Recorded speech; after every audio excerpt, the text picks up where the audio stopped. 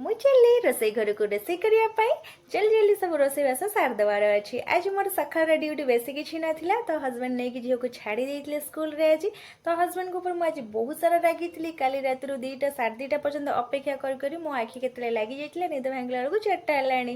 ତ ହଜବେଣ୍ଡ ମୋତେ ନା ଫୋନ୍ର ରିପ୍ଲାଏ ଦେଲେ, ନା ଫୋନ୍ କଲେ, କିଛି ବି ଜଣେଇଲେନି, ନା ମୁଁ ଆସିବି କି ଲେଟ୍ ହେବ କିଛି ନାହିଁ। ତ ମୁଁ ସେଥିପାଇଁ ରାଗିଥିଲି, ଆଉ ରାତିରେ ବି ମୁଁ ଆଉ କିଛି କାଲି ଖାଇପାରିନଥିଲି। ତ ସେଥିପାଇଁ ସକାଳେ ଆଜି ରାଗି ପୁରା ଭୀଷଣ ଥିଲି। ହଜବେଣ୍ଡ ନେଇଥିଲେ ଝିଅକୁ ଛାଡ଼ିବା ପାଇଁ, ପୁଣି ଯାଇକି ଆଣିଥିଲେ ଗୋଟେରେ ଝିଅକୁ ସ୍କୁଲରୁ। ତ ଗାରିକି ଏଠି ସ୍କୁଲରୁ ପଳେଇ ଆସିଲା। ହଜବେଣ୍ଡ ଝିଅର ସାଇକେଲ ଉପରକୁ ଧରିକି ପଳେଇ ଆସିଲେ ଟିକେ ସଫାସୁତୁରା କରିବା ପାଇଁ। ବହୁତ ଦିନ ତା ସାଇକେଲଟା ସଫା କରିନଥିଲେ, ଏତେ ଦୀପାବଳି ଗଲା ତା ସାଇକେଲଟା ବି ଧୁଆ ହେଇନଥିଲା କି ସଫା ହେଇନଥିଲା। ଲଞ୍ଚରେ ଆଜି ବନେଇଥିଲା ଚିକେନ୍, ତ ବାଇଗଣ ଫ୍ରାଏ କରିଥିଲି। ଯେହେତୁ ନନଭେଜ୍ ହେଇଛି, ମୁଁ ଭେଜ୍ ବେଶୀ କିଛି ବନାଏନି ନନଭେଜ୍ ହେଲା ବେଳେ। ତ ଚିକେନ୍ ଆଉ ବାଇଗଣ ଫ୍ରାଏ ହେଇଥିଲା ସେତିକି। ତ ମା ଛୁଆ ଆମେ ସବୁ ମିଶିକି ଖାଇ ଦେଇଥିଲୁ, ଲଞ୍ଚ ସାରି ଦେଇଥିଲୁ। ତ ଦ୍ୱିପହର ତ ଏଇଠି ଇଭିନିଂରେ ମୁଁ ଆସିକି ଟିକେ କପଡ଼ା ପଡ଼ିଥିଲା 2-4ଟା ଖଣ୍ଡେ, ତାକୁ ଆଇରନ୍ କରିଦେଇଥିଲି।